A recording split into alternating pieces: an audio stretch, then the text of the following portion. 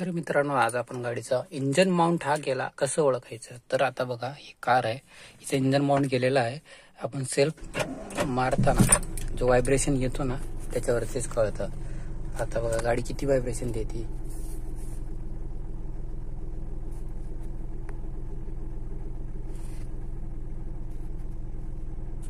Vibration आणि बंद केल्यानंतर असं व्हायब्रेशन आला ना, तर समजून जायचं की आपल्या गाडीचा हा व्हायब्रेशन इंजन माउंट केलेला आहे. आवाज येतो बघा आता इथून.